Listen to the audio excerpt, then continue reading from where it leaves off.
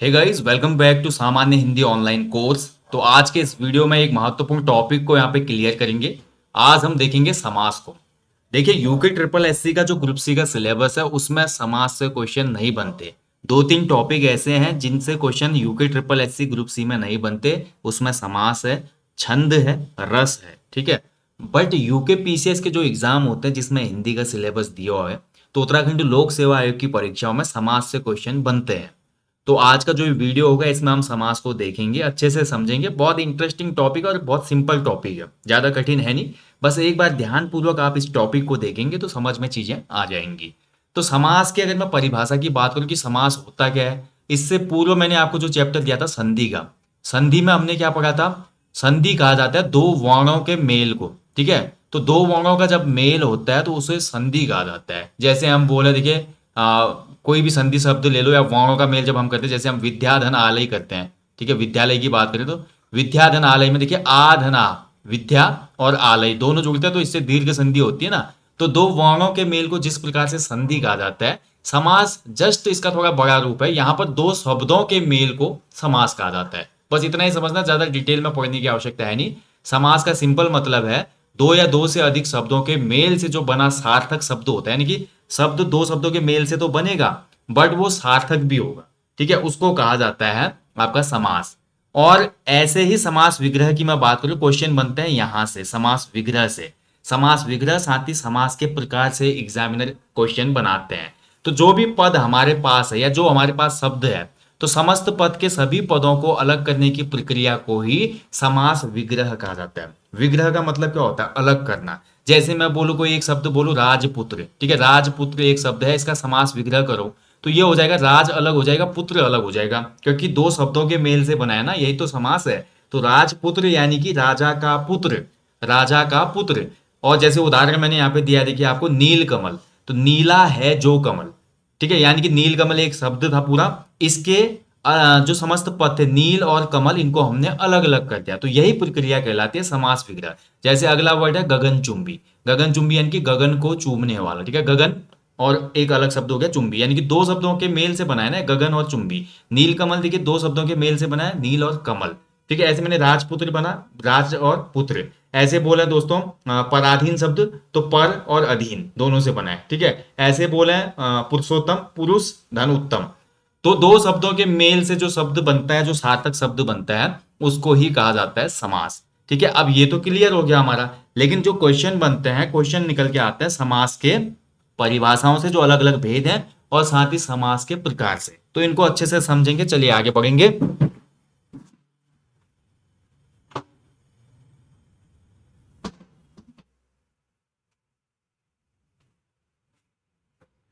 ठीक है, तो अब समास के भेद देखते हैं हम। तो समास के भेद देखिए, सबसे पहले बात करते हैं तो समास के टोटल जो भेद होते हैं, छह भेद होते हैं। कितने भेद हैं समास के? छह भेद, ठीक है, ये आपने अच्छे से याद रखना है। तो छह भेद कौन से होते हैं? पहला होता है देखिए अव्ययी भाव समास।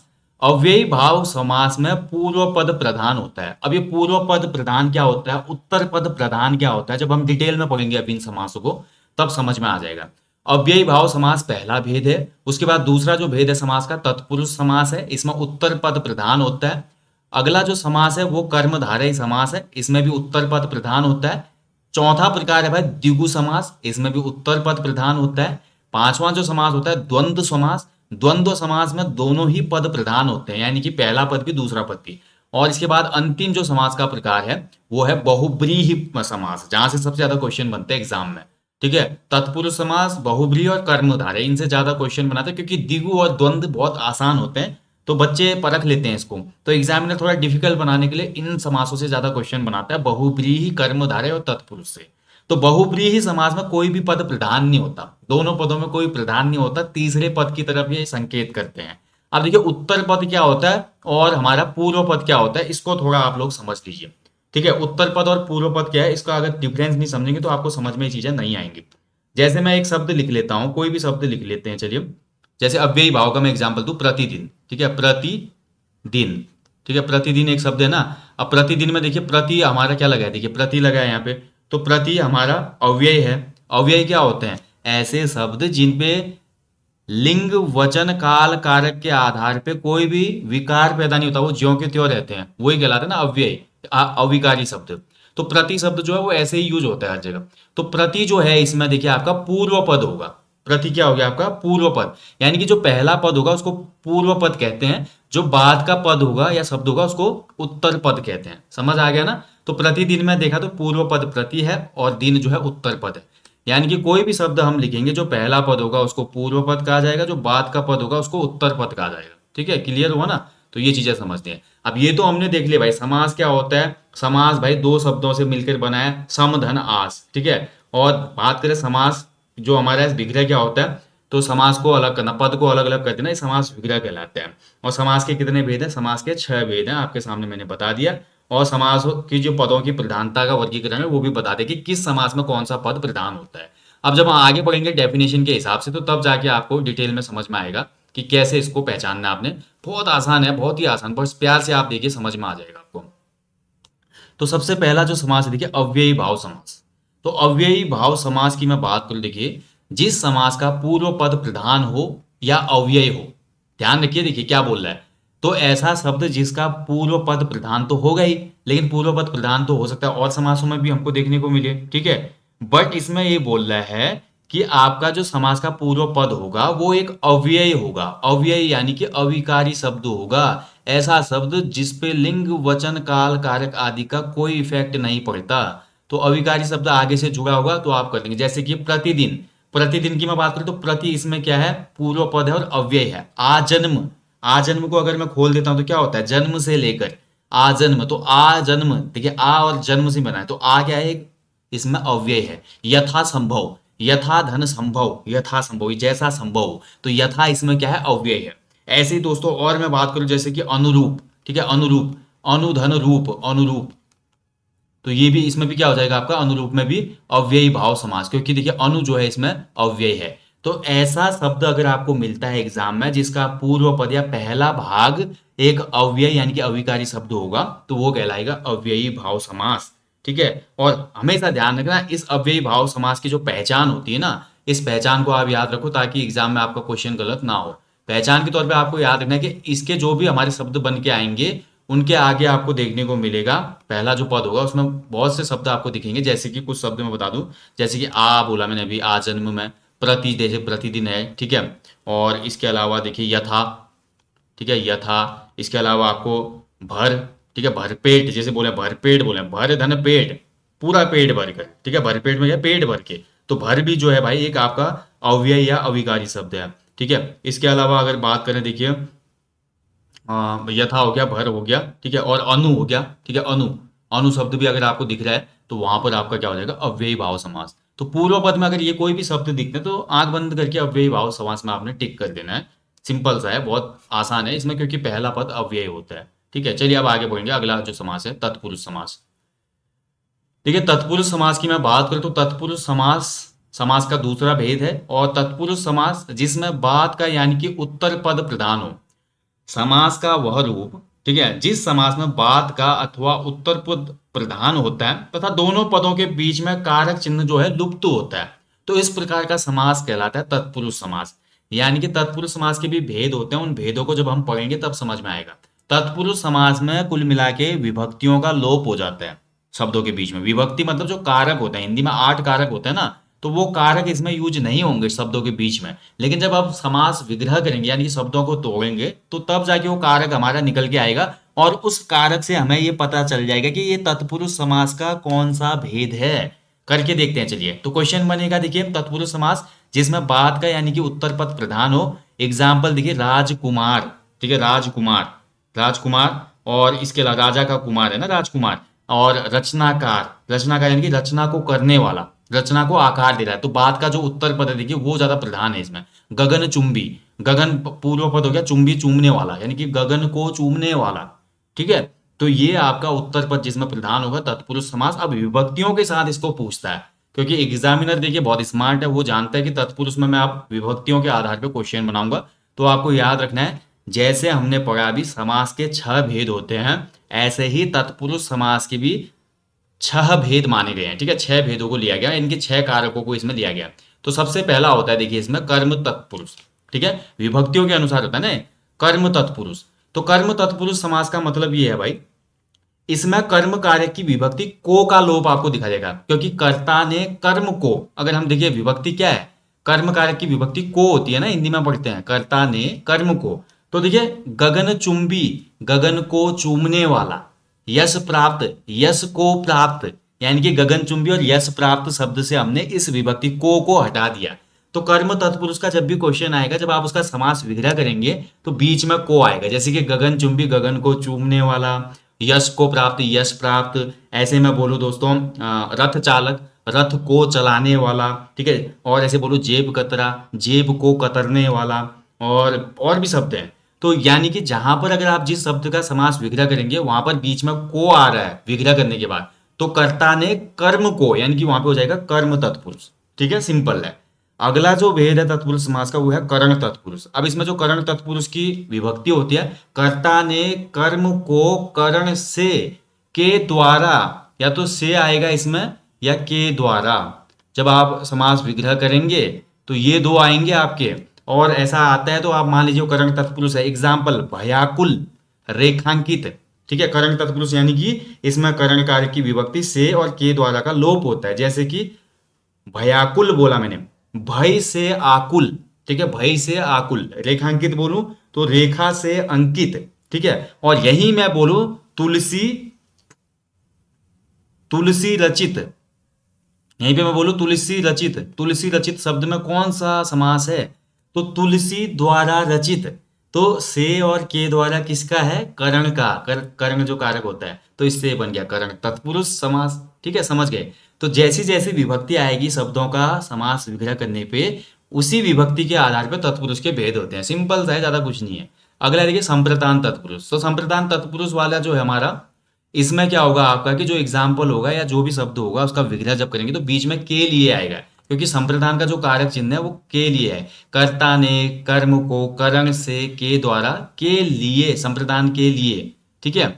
अपादान में फिर आपका से आ जाएगा, अलग होने वाला, अलगाव की स्थिति। संबंध में आपका क्या आ जाएगा, संबंध में आपका आ जाता है में और पर, ठीक है। संबंध में आ जाएगा आपका माफ कीजिएगा, संबंध में आएगा का के की, ठीक है, का के की, ये तीन शब्दों का लोप आपको देखने को मिलेगा। और इसके बाद जो आपका लास्ट आएगा देखिए अधिकरण तत्पुरुष। तो अधिकरण तत्पुरुष में आपका में और पर जो है ये लुप्त हो जाएगा, में और पर, ठीक है। तो इसी के आधार पे बने। तो संप्रदान के उदाहरण देख लो, गौशाला यानी कि गाय के लिए शाला, हथकड़ी, हाथ के लिए कड़ी, के लिए बीच में आ रहा है शब्दों का समास विग्रह करने पे, तो संप्रदान तत्पुरुष है। अगला जो एग्जाम्पल है अपादान। अब देखिए करण तत्पुरुष में भी से आएगा, अपादान तत्पुरुष में भी से आएगा, तो इसको पहचानेंगे कैसे, बड़ा कंफ्यूजन है भाई। क्योंकि करण तत्पुरुष का भी जब विग्रह करेंगे, भयाकुल, भय से आकुल, रेखांकित, रेखा से अंकित।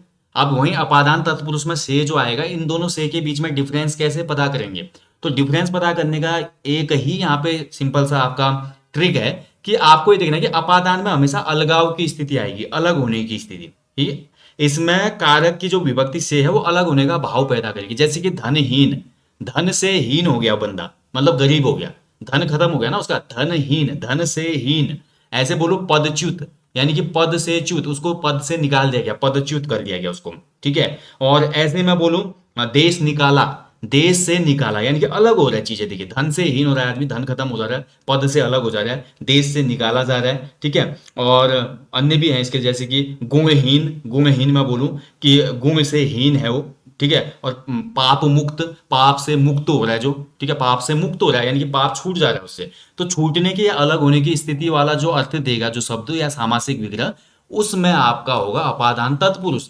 जबकि करण तत्पुरुष का मैं आपको बता चुका हूं, यहां पर आपका कनेक्शन होगा, क्योंकि जो हमारा विभक्ति का चैप्टर हम पढ़ते हैं, कारक वाला चैप्टर, तो कारक में जो करण कारक होता है वो हमेशा साधन के तौर पे प्रयोग किया जाता है। इसका से और के द्वारा एक साधन को मेंशन करेगा, जबकि अपादान वाले जो कारक होता है या विभक्ति होती है, ये हमेशा अलगाव की स्थिति को स्पष्ट करता है। तो ये आपका क्लियर होना चाहिए, ठीक है। अगला है देखिए संबंध तत्पुरुष। तो संबंध का भाई आपको जो सामासिक विग्रह करेंगे आप शब्द का, तो उसमें का के की, जैसे कि राजपुत्र, राजा का पुत्र, शिवालय, शिव का घर, शिवालय, विद्यालय, विद्या का आलय, ठीक है। और ऐसे मैं बोलूं विद्यासागर, विद्या का सागर, यानी कि ऐसे शब्द जिनका अगर हम सामासिक विग्रह करेंगे, उनके बीच में अगर का के की आ रहा है, तो मान लीजिए वहां पे आपका हो जाएगा संबंध तत्पुरुष समास। ठीक है, अगला है देखिए लास्ट, अधिकरण तत्पुरुष समास। तो अधिकरण तत्पुरुष समास में भी वही है भाई, में और पर जो विभक्ति होती है अधिकरण की वो आपकी विलुप्त हो जाएगी, यानी कि लोप हो जाएगा उसका। उदाहरण देखिए पुरुषोत्तम, पुरुषोत्तम का अगर मैं सामासिक विग्रह करूं तो क्या हो जाता है, पुरुषों में उत्तम, जो पुरुषों में सबसे उत्तम है उसको पुरुषोत्तम कहा जाता है। लोकप्रिय, लोकप्रिय यानी कि लोगों में प्रिय, यानी कि लोक में प्रिय, लोकप्रिय। ठीक है, और ऐसे मैं बोलूं आप बीती, ठीक है, आप बीती शब्द इसमें क्या है, आप बीती, में तो आ गया लेकिन पर तो आया ही नहीं, तो आप बीती का मतलब क्या होता है, आप पर जो बीतती है, यानी कि आप पर बीती, आप पर बीती को ही आप बीती कहते हैं। ठीक है, तो ये हो गया पर, ये हो गया में, और में और पर का लोप हो रहा है जिस शब्द में, सामासिक विग्रह करने पे वो शब्द आएंगे आपके, तो वहां पे आपका अधिकरण तत्पुरुष। यानी कि सिंपल फंडा है, तत्पुरुष समास के जो 6 के 6 भेद हैं उसके जो भी आपको उदाहरण दिए होंगे उसका जब आप सामासिक विग्रह करेंगे तो वहां पे कारक चिन्ह बीच में आपको देखने को मिलेगा, उससे आपको अनुमान लगा लेना है कि ये किस कारक का आपका शब्द है और उसी कारक में वो तत्पुरुष समास हो जाएगा। ठीक है, आशा करता हूं आप समझ पाएंगे। चलिए अब आगे बढ़ेंगे, आगे देखेंगे अब नेक्स्ट जो समास का प्रकार है वो देखते हैं। ठीक है, अगला जो समास है भाई वो है कर्मधारय समास। ठीक है, कर्मधारय समास में देखिए आपका उत्तर पद प्रधान होता है, उत्तर पद यानी कि बाद का पद। ठीक है, पूर्व पद पहला होता है शब्द में और उत्तर पद यानी कि बाद का लास्ट वाला, तो लास्ट वाला भाग इसमें प्रधान होता है। इसके जब सामासिक विग्रह करेंगे ना शब्दों का आप, हमेशा इसमें दो शब्द आएंगे, है जो या के समान। जब भी आप शब्द को तोड़ेंगे यानी कि शब्द का सामासिक विग्रह करेंगे तो वहां पर या तो है जो आएगा या के समान आएगा, मान लेना भाई वहां पे कर्मधारय समास है। जैसे एग्जांपल के लिए कमल नयन, कमल नयन मतलब कमल के समान आंख जिसके नयन है उसको कमल नयन कहा जाता है। ठीक है, तो के समान आया नहीं बीच में, देखिए कमल नयन, कमल के समान नयन। ठीक है, ऐसे बोलो परमानंद, परम है जो आनंद, ठीक है, उसी को तो परमानंद कहता है, तो बीच में आ गया है जो, तो है जो और के समान। और जो देखिए इसका जो उत्तर पद है वो प्रधान है, नयन और आनंद, इसी से पूरा शब्द का भार पड़ता है। तो यानी कि जिसमें उत्तर पद प्रधान हो और विग्रह में है जो और के समान आए तो वहां पे हो जाएगा कर्मधारय समास। ठीक है, ऐसे एग्जाम्पल के तौर पे मैं बोलूं चरण कमल, तो चरण कमल यानी कि कमल के समान चरण है जिसके। ठीक है, और ऐसे ही बोले आपका कि महापुरुष, महान है जो पुरुष। ठीक है, महान है जो पुरुष। ठीक है, तो है जो और के समान जहां पे भी दिखेगा, चंद्रमुख, चंद्रमा के समान मुख, तो के समान है जो, ये दो पहचान है भाई इसकी, ये आपका कर्मधारय समास हो गया। बहुत सिंपल है, अगर आप करेंगे प्रैक्टिस, अभी एमसीक्यूज लगाएंगे जब आप अपने आप से, तो तब आपको लगेगा कि ये आसान है। चलिए अगला जो समास का प्रकार है भाई चौथा, वो है द्विगु समास। द्विगु, द्विगु समास की पहचान है भाई, द्विगु में क्या होता है कि दोनों पद, देखिए इसमें क्या होता है, दोनों, माफ कीजिएगा, इसमें पूर्व पद जो होता है वो हमेशा क्या होता है, संख्यावाचक, यानी कि इसका जो पहला पद होगा वो हमेशा एक संख्या का बोध कराएगा। ठीक है, यानी कि ऐसा समास जिसमें प्रथम पद या पूर्व पद संख्यावाचक विशेषण हो और इसमें समूह का भी एक ज्ञान होता है। जैसे कि आप देखिए चौराहा एग्जाम्पल है, तो चार राहों का समूह, ठीक है, यानी कि एक समूह का भी बोध हो रहा है ना। और जो पहला पद है देखिए इसका चौ, चौ मतलब चार। ठीक है, त्रिलोक, त्रि मतलब तीन, तिरंगा, तीन मतलब तीन रंगों का समूह, यानी कि इसका जो पूर्व पद होगा हमेशा एक नंबर का आपको बोध कराएगा, यानी कि संख्या का बोध कराएगा। ठीक है, इसके अलावा देखिए सप्त सिंधु, यानी कि 7 सिंधुओं का समूह। त्रिकोण, ठीक है, त्रिकोण तीन कोणों का समाहार। ठीक है, ऐसे बोले नवरात्रि, अभी हाल में नवरात्रि आई थी, तो नवरात्रियों का समूह हो जाएगा नवरात्र। ठीक है, और ऐसे आपका एक एग्जाम्पल और है पंचमणि, 5 मणियों का समूह।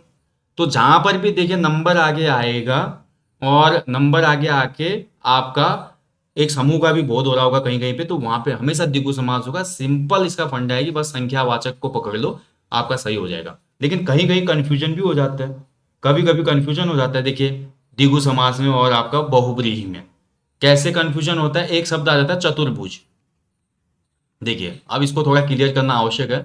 चतुर्भुज, ठीक है, चतुर्भुज यानी कि 4 भुजाओं वाला, 4 भुजाओं का समूह, 4 हैं भुजाएं जिसकी, तो चतुर्भुज यानी कि 4 हैं भुजाएं जिसकी, 4 भुजाएं तो होती है भगवान विष्णु की। अब भाई चतुर्भुज आ गया एग्जाम में, और ऑप्शन में आपका द्विगु समास भी आ गया, बहुब्रीहि समास भी आ गया। ठीक है, तो यहाँ पर एग्जाम्पल जो आपका राइट आंसर होगा वो क्या होगा, तो यहाँ पर राइट आंसर अगर द्विगु समास भी आया चतुर्भुज में और बहुब्रीहि भी आया तो आपका राइट आंसर होगा बहुब्रीहि समास। ठीक है, कौन सा समास के साथ जाएंगे आप? बहुब्रीहि। इस चीज का हमेशा ध्यान रखें, अगर आपका द्विगु समास और ये दोनों आते तो बहुब्रीहि। जैसे एग्जाम्पल देखिए आपका दशानन पूछ लिया उसने, ठीक है, दशानन, तो दशानन में देखिए कौन सा समास है? दशानन में देखिए आपका 10 आननों का समूह, यानी कि 10 आनन मतलब होता है सिर, तो 10 सिरों का समूह बस एक बंदे के पास था, वो था भाई हमारा रावण। तो दशानन का तो अर्थ हो गया, तीसरा अर्थ रावण, तो रावण यानी कि अब ये तो हो गया बहुब्रीहि समास। अब देखिए जब दशानन दिया है, चतुर्भुज दिया है और ऑप्शंस में बहुब्रीहि समास नहीं है, तब आप द्विगु समास के साथ जाएंगे। लेकिन द्विगु समास भी ऑप्शन में है और बहुब्रीहि भी है, तो फिर आप बहुब्रीहि समास में जाएंगे इन एग्जाम्पल के साथ। केवल जो कुछ अपवाद है, जैसे कि चतुर्भुज, दशानन, इसके अलावा एक पंचवटी शब्द है, जैसे कि पंचवटी यानी कि 5 वटों का समास, ठीक है, लेकिन पंचवटी मतलब एक स्थल भी होता है, ठीक है, दंडकारण्य स्थल होता है जहाँ पे राम और सीता लक्ष्मण ने एक निवास किया था, पंचवटी कुटिया आपने पढ़ा होगा, तो वो एक स्थल था। तो ऐसे तीसरा अर्थ आ रहा है। तो ये 3-4 शब्द है जहाँ पे द्विगु और बहुब्रीहि में कंफ्यूजन क्रिएट होता है, अपवाद होता है, लेकिन हमेशा बहुब्रीहि शब्दों बहुब्रीहि उत्तर के साथ जाएंगे आप इन वाले क्वेश्चनों में, ठीक है। तो द्विगु समास क्लियर हो गया ना, पूर्व पद इसमें क्या होता है? संख्यावाचक होते हैं। चलिए आगे बढ़ेंगे, अब अगला समास देखेंगे। अगला समास भाई द्वंद्व समास, ठीक है। द्वंद्व समास में देखिए भैया दोनों पद प्रधान होते हैं। द्वंद्व समास की एक विशेषता है, इसमें दोनों पद प्रधान होते हैं, यानी कि ना पूर्व पद की विशेषता है ना उत्तर पद की विशेषता है। दोनों पद अपना अपना अर्थ मेंशन करते हैं और दोनों पदों के मध्य में भाई एक विराम चिन्ह रहता है, जिसको योजक चिन्ह कहते हैं, डैश का चिन्ह। ये जो डैश है ये रहेगा हमेशा बीच में इसके, ठीक है, डैश, डैश का चिन्ह हमेशा रहेगा और दोनों पद अलग होंगे। देखिए सुख और दुख दोनों के बीच में क्या है? देखिए योजक चिन्ह। गुण दोष दोनों के बीच में देखिए योजक चिन्ह। लाभ हानि दोनों के बीच में देखिए आपका योजक चिन्ह, ठीक है। तो सुख दुख यानी कि सुख और दुख, गुण और दोष, लाभ और हानि, ध्यान रखेंगे इसके दोनों पदों के बीच में योजक चिन्ह तो आता ही है, योजक चिन्ह तो आएगा ही। उसके अलावा समास विग्रह करने पर बीच में और आएगा, एवं आएगा या अथवा आएगा, ठीक है। जैसे कि यहाँ पे सुख और दुख आ रहा है ना, और आ रहा है देखिए ये, और या फिर आपका एवं आएगा या अथवा आएगा, ठीक है। तो ऐसे आपको क्लियर करना है इसको कि ये समास है आपका द्वंद्व समास की परिभाषा या द्वंद्व समास का शब्द। सबसे इंपॉर्टेंट यही है इसमें कि जो इसका बीच में डैश वाला है उसको आप देख लें, डैश देख के साफ पता चल जाता है इसमें कि ये शब्द आपका द्वंद्व समास है, ठीक है। चलिए जैसे कि ऊंच नीच मैं बोलूं, ऊंच नीच में देखिए ऊंचा और नीचा थोड़ी बोलेंगे, ऊंच नीच एक शब्द ले लिया देखिए मैंने, ऊंच नीच, ठीक है। तो इसमें अगर इसका मैं समासिक विग्रह करूं ऊंच नीच का, तो ऊंच या नीच हो जाएगा, देखिए बीच में या भी आ रहा है, देखिए ऊंच या नीच, ठीक है। यहाँ पे और नहीं आया, जैसे यहाँ पे और आया था, बट इनके बीच में भी योजक चिन्ह आ रहा है डैश, तो डैश आ जाएगा जहाँ पे, तो वो द्वंद्व समास, बस काम खत्म, ठीक है। चलिए इसी क्रम में पढ़ते हैं लास्ट जो समास है भाई, लास्ट समास हमारा आज का बहुब्रीहि समास, ठीक है। तो बहुब्रीहि समास में देखिए अभी ऊपर मैं थोड़ा बहुत बता चुका हूं आपको, ऐसा समास जिसमें कोई भी पद प्रधान नहीं होता है और दोनों मिलकर एक तीसरे पद की ओर संकेत करते हैं या तीसरा अर्थ निकालते हैं, तो ये कहलाता है बहुब्रीहि समास, ठीक है। बहुब्रीहि समास को कैसे पहचानना है आपने? जब आप इसका सामासिक विग्रह करोगे, सामासिक विग्रह करने के उपरांत पूरा जो सामासिक विग्रह होगा वो किसी तीसरे पद को इंगित करेगा। जैसे एग्जाम्पल के लिए मैं बता चुका हूँ दशानन, 10 हैं आनंद जिसके, यानी कि 10 हैं सिर जिसके, तो 10 सिर किसके हैं? रावण के होते हैं। चतुर्भुज, 4 हैं भुजाएं जिसकी, 4 भुजाएं किसकी होती है? भगवान विष्णु की होती हैं। ऐसे देखिए चक्रपाणि, चक्रपाणि मतलब चक्र है पाणी में जिसके, पाणी का मतलब होता है हाथ, तो किसके हाथ में चक्र रहता है हमेशा? तो भगवान विष्णु जिनके हाथ में सुदर्शन चक्र हमेशा रहता है, ठीक है। तो विष्णु अर्थ आ जाएगा इसका चक्रपाणि का। ऐसे और भी शब्द है, जैसे कि मैं बात करूं पीताम्बर, ठीक है, पीताम्बर, पीताम्बर शब्द में कौन सा समास है? ठीक है, पीताम्बर देखिए पीला है अंबर जिसका, तो पीला है अंबर जिसका, तो पीला अंबर कौन पहनता है? भगवान कृष्ण, ठीक है। अंबर का मतलब होता है कपड़ा, तो भगवान कृष्ण के होते हैं ना पीले कपड़े। आप कभी भी देख लो सीरियल वगैरह में पीले कपड़े बचपन में दिखेंगे पहनते हुए, और बाद में भी दिखा हुआ ड्रेस में आपने। अगला एग्जाम्पल है त्रिलोचन, त्रिलोचन, अब त्रिलोचन में त्रि देख के आप ये मत कर देना कि ये आपका द्विगु समास है, त्रि इसमें है, 3 दिखा रहा है। तो त्रिलोचन को अगर आप जब तोड़ेंगे तो ये हो जाएगा 3 हैं लोचन जिसके, लोचन मतलब 3 है आंख, 3 है लोचन जिसके, तो 3 आंख किसके होते हैं? केवल भाई दुनिया के जो सबसे शक्तिशाली गॉड माने जाते हैं, गॉड ऑफ गॉड, भगवान शिव त्रिनेत्री, इन्हीं को तो कहा जाता है एक बीच में होता है, जब वो खुलता है तो पूरी दुनिया तबाह हो जाती है, ठीक है। तो त्रिलोचन किसका नाम है? भगवान शिव का। ऐसे देखिए चंद्रमौली, चंद्रमौली यानी कि चंद्र है मौली पर जिसके, मौली मतलब माथा, चंद्र है मौली पर जिसके, तो चंद्रमौली, चंद्रमा किसके माथे पर है? भगवान शिव के माथे पर, तीसरा अर्थ निकल गया इसका।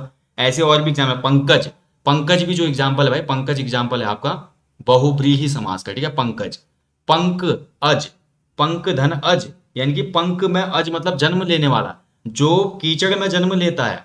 तो पंकज मतलब कमल, तीसरा कीचड़ में जन्म कौन लेता है? कमल। तो ऐसे शब्द जिनका सामासिक विग्रह करने पर कोई तीसरा ही अर्थ निकल जाए, वहां पर होता है बहुव्रीहि समास, ठीक है। आशा करता हूं दोस्तों समास का ये टॉपिक आपको अच्छे से समझ में आया होगा।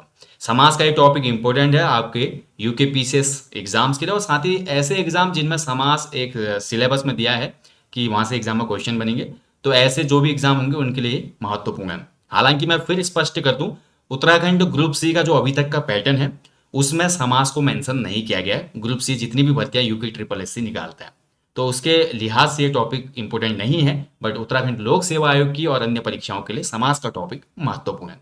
सो guys, thank you for watching, take care, bye bye.